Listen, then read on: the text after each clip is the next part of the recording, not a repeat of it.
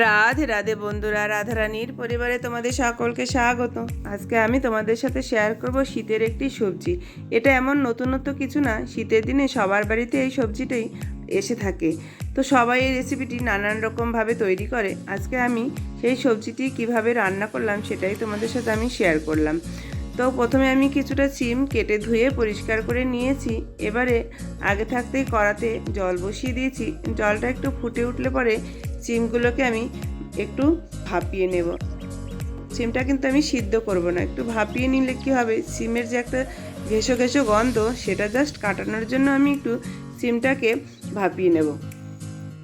সিমটা ভাপানো হয়ে গেছে, আমি কিন্তু সিমটা সিদ্ধ করলাম না, আমি কিন্তু ভাপিয়ে নিলাম। এবারে জল থেকে সিমটাকে ছেঁকে নেব। সিমটা ছেঁকে নেওয়া হয়ে গেছে। এবারে সিম রান্না করার জন্য যে মশলাটা লাগবে সেটা আমি তৈরি করে নেব। তার জন্য নিয়ে নিলাম একটা মিক্সার বাটি।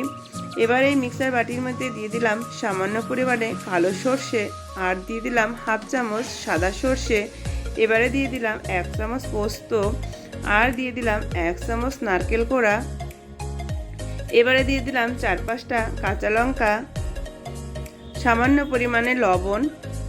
এবারে পরিমাণ মতো জল দিয়ে মশলাটাকে ভালো একটা মিহি পেস্ট তৈরি করে নেব। মশলাটা কিন্তু আমার রেডি হয়ে গেছে। এবার মশলাটা সাইডে রেখে প্রথমে কড়া বসিয়ে দিলাম। কড়াতে দিয়ে দিলাম সরষের তেল। তেল গরম হয়ে গেলে দিয়ে দিলাম সামান্য পরিমাণে কালো জিরে। ফোড়নটা ভাজা হয়ে গেলে পরে দিয়ে দিলাম সিম দিয়ে একটু নেড়ে চেড়ে দিয়ে দেবো পরিমাণ মতো লবণ, আর দিয়ে দেবো সামান্য পরিমাণে হলুদ গুঁড়ো। দিয়ে সিমটাকে জাস্ট একটু ভাজা ভাজা করে নেব।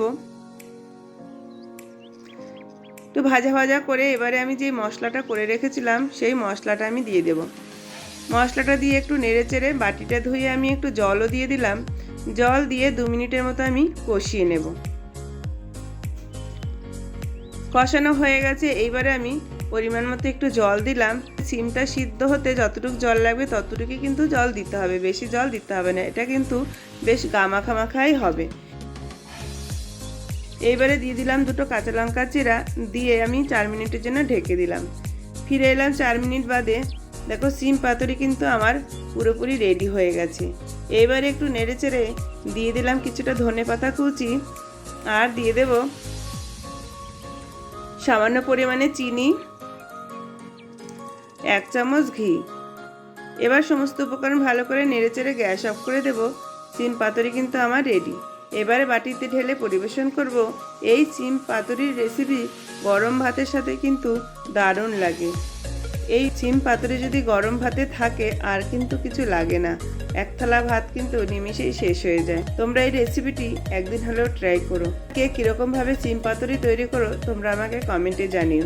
এই রেসিপিটি যদি তোমাদের ভালো লাগে লাইক শেয়ার কমেন্ট করো, আর এরকম নিত্য নতুন রেসিপি পাওয়ার জন্য আমার চ্যানেলটিকে সাবস্ক্রাইব করে রাখার অনুরোধ রইল।